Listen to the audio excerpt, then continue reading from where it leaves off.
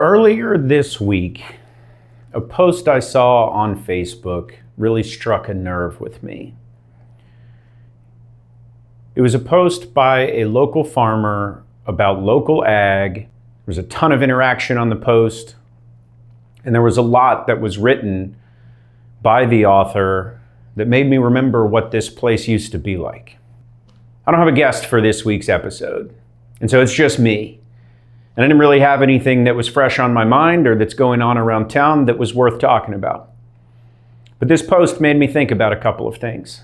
And I thought, at worst, let's highlight a few of these local farmers and people that are in the local agriculture scene that maybe you haven't heard of yet. Part of this podcast is highlighting what makes St. Lucie County and the surrounding area so cool. And we've done a really good job of highlighting some of the business owners that we have here and some of the local politicians or aspiring ones. But let's take a look at some of these local multi-generational businesses that maybe you don't know even exist that operate here.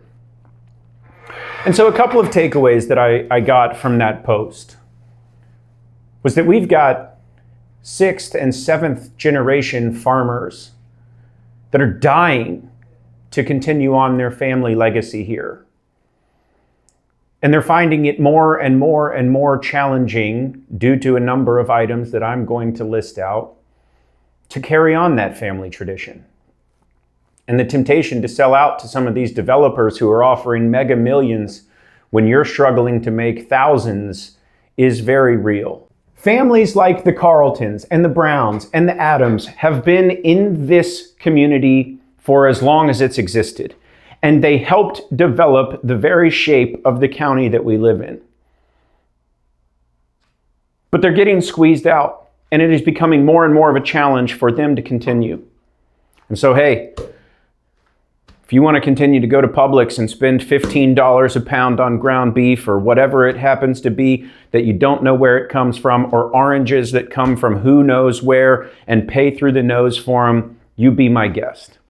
We've got local farmers here who are delivering a superior product for a very competitive price. And I thought it would be wise, instead of not having an episode this week, to highlight some of them. Something that Rollins talked about in his post is the fact that it doesn't smell like orange blossoms around here anymore. The smell of orange blossoms consumed our air as a kid. Heck, we even had a mall that probably was predicting the future of the citrus business called the Orange Blossom Mall. Man, Diamond Gyms was a cool place to go play video games as a kid. But the orange groves and the orange blossoms are going the way of the Orange Blossom Mall. I grew up west of town off of Header Canal. And at that time, in the early 2000s, there was hardly any cars, there was hardly any houses, and my parents' house was situated almost directly in the middle of the orange groves. I spent untold time trespassing, going through all the groves that I wasn't supposed to be. And I'm sure I ate fruit that I probably didn't have authorization to eat. I wouldn't trade it for the world. There were so many cool experiences to be had there. And every time I go visit my mom and dad's house now, I don't even know if I see an orange tree on the way there, much less groves of them. And it doesn't ever smell like orange blossoms anywhere anymore. And even that smell that some of us didn't like that came from Tropicana when they'd push juice through the plant, I miss that. And we don't even have that anymore because we just don't grow the same amount of citrus here, and it doesn't make sense for them to make the juice. Well, I don't like that. But Rollins did a great enough job highlighting what the problem was, and he did a very good job of highlighting what some of the solutions might be. And I'd encourage you to go read his post. It's incredibly insightful, and you're going to get way more from that on the agriculture itself than you would get from me. But where I can shine and where I can help is I can highlight some of the businesses that maybe you don't know about, that are operating all around us on a daily basis, that have a higher quality product than you're able to get at the supermarket for a price that is about the same or cheaper in a lot of cases. And why in the world you wouldn't want to do that, I'm not sure. Well, Rollins Ranch is...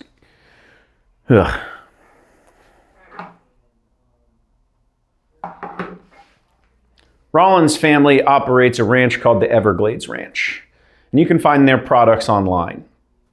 Their burger, very high quality, and their beef is American Wagyu.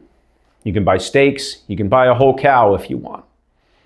They do a tremendous job, but a challenge that they're facing is their ranch is right next door to where the largest Buc-ee's in the world is about to be built.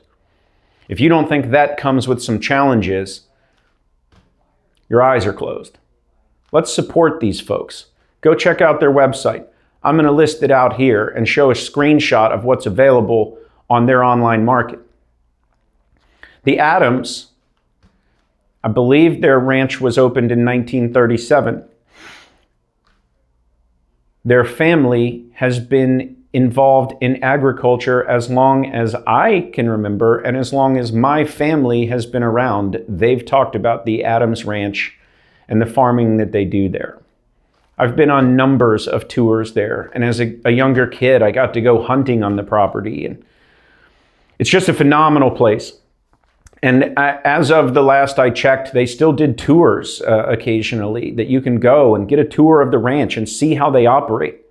But they also have a shop that you can go into, and you can buy burger, and you can buy steaks and sausages and all kinds of different meat that they themselves raised on their pastures, eating their grass. You don't know where your meat comes from Publix. Well, you can go tour the ranch that your meat comes from when you buy it from the Adams, and you can buy it there at the ranch. I checked. Their ground beef is $10 a pound. I checked at Publix. It isn't any cheaper, and it looks terrible, and it's got a weird color to it. The meat at Adams is fresh, and you know where it comes from, and you know what's in it. And for the price, you can't beat it. Take a drive out west, see what's going on out in the western part of our county. It's beautiful out there. Maybe it'll encourage you to take a stand against all these houses being built. We don't want that to go all the way to Okeechobee with nothing but houses. Good grief, let's leave some farmland in between. Preparing for this little video, I connected with Aubrey at Green Sugars, which I know, and don't come for me, is not in St. Lucie County, but it's in Vero. And she's a third-generation citrus farmer, and she's growing some pretty cool things at their farm. And again, I'm going to list out their website for you here. They've got grapefruit and ories. If you don't know what an ori is, you haven't had a good orange yet. They're a relatively new orange, but my God, are they delicious, and they're easy to peel, and there's not very many seeds. And if you haven't had one, you should try one. And she's got an orange called a Sugar Bell that I had never even heard of before, but sounds pretty awesome. And in season, they sell their fruit fresh, and you can order it online. But they've also got dried fruits and other fruit-based items in their shop that you can go and access year-round. And we should be supporting farmers like this. And we've got Al's Family Farms on Kings Highway, and they have totally redone their shop after the tornado basically took them down to the studs. And you can go there and you can have lunch, and you can get, again, you can get oris there, and you can buy your oranges or have it shipped to loved ones. And it's local, and you know where it came from, and it's farmers in our community. The point of this podcast is not to harp on the growth of our area. We're not going to slow that down. It's beautiful, and people want to come live here. But I hope that this gives you a second to pause and think, you know what? It ain't going to cost me anything extra to go support my local rancher or my local citrus grower. Maybe that used to be the case. But if you've been to Publix or a grocery store lately, the prices haven't come down. And our local farmers have made an effort to keep their prices on point and on par with what's available in the grocery store. It's significantly better quality. It's significantly better for you.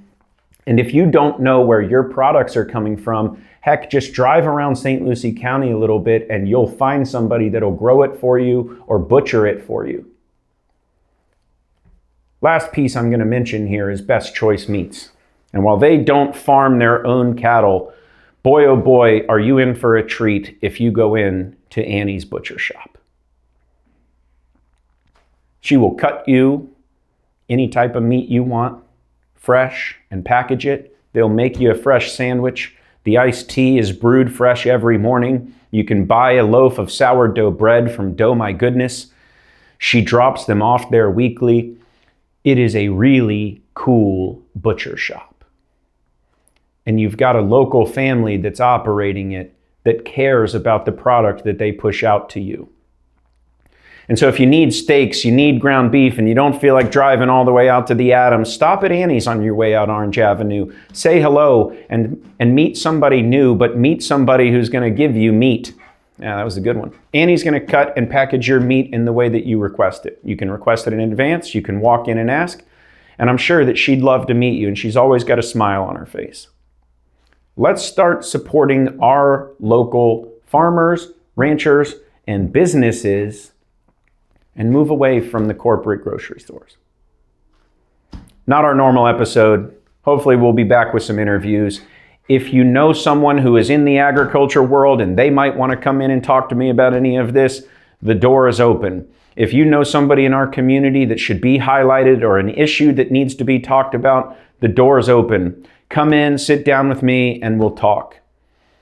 My schedule's been pretty full lately, but I'll make time.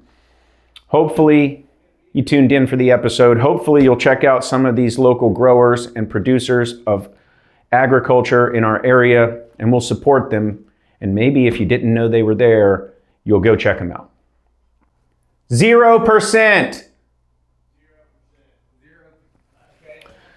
So rudely interrupted by the Osteen brothers talking about if Cooper could hit a drive down Orange Avenue 250 yards without hitting a car or a building, and the answer emphatically is no, he could not. 0% chance. 0%, he said, which I think... Zero. That's way low. It is as low as it could be. For one shot, you got to remember, this is one shot. Yes. So this statistics really don't apply. This is one for all the marbles. And I think... See, it's when you start thinking that you can walk out without a stretch, without a practice, and just go one for one and hit a grand slam, that you go out there and you make yourself look like you've never played golf before. Yep. And you'd probably, given one ball, one swing, probably miss the entire thing due to this confidence. This sounds like a challenge. Hey, I'm not going to stop you from hitting a golf ball down Orange Avenue. It sounds like excitement to me. Back to the local agriculture.